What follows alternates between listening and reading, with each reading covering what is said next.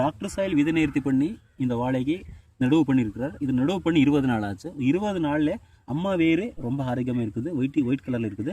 Jelly வேருங்கிறது பாருங்கள், எவ்வளோ count பண்ணவே முடியாது பாருங்கள், எந்த அளவுக்கு இருக்குது கவுண்ட் பண்ண முடியாது. நம்ம முடியில் இருக்கிற மாதிரி அந்த ஜெல்லி வேருங்கிறது வந்து ரொம்ப ரிச்சாக இருக்குது, ரொம்ப அளவு முடிவடைந்தது. இந்த 20 நாளில் வந்து பாருங்கள், அம்மா வேருங்கிறது ஒயிட் கலரில் ரொம்ப ஆரோக்கியமாக இருக்குது.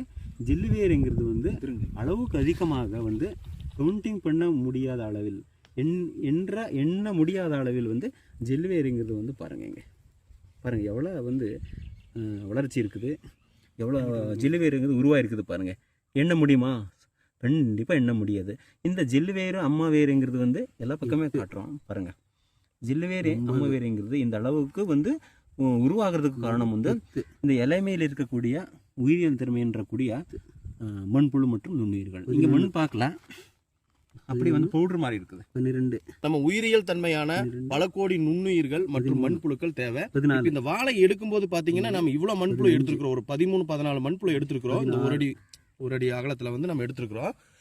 சேம் வந்து பாத்தீங்கன்னா மண்புழு பார்த்தாச்சு, நுண்ணுயிர் எப்படி பார்க்கணும்னு சொல்லி பாத்தீங்கன்னா நம்ம மண்ணை எடுக்கும்போது பாத்தீங்கன்னா ரொம்ப சாஃப்டா இருக்கும் மண்ணு. அதாவது வந்து காப்பி பவுடர் மாதிரி இருக்கும் உங்களுக்கு மண்ணு.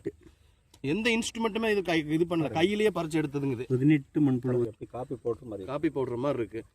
அதனால இந்த பல கோடி நுண்ணுயிர்கள் மற்றும் மண்புழுக்களை நம்ம மண்ணில் வந்தாவே ஆட்டோமேட்டிக்கா வந்து நம்ம இந்த வேர் பகுதி வந்து அதிகமாக வளர்ச்சியுமே நோய்களற்ற வேர் பகுதியாகவும் நம்மளுக்கு வந்து உற்பத்தியாகி நம்ம கொடுக்கக்கூடிய உரங்கள் வந்து மண்ணுக்கு அடியில் வந்து வீணாக போகாமல் மேலே வந்து ஆவியாக போகாமல் இப்போ நம்ம எவ்வளோ கொடுத்தாலும் இந்த செடி சாப்பிட்றதுக்கு உண்டான ரூட்ஸ் வந்து அருமையாக ரெடியாக இருக்குது. இப்போ நம்ம தொடர்ந்து எவ்வளோ உரங்கள் கொடுத்தாலுமே இந்த செடிக்கு முழுமையாக சென்றடையும்.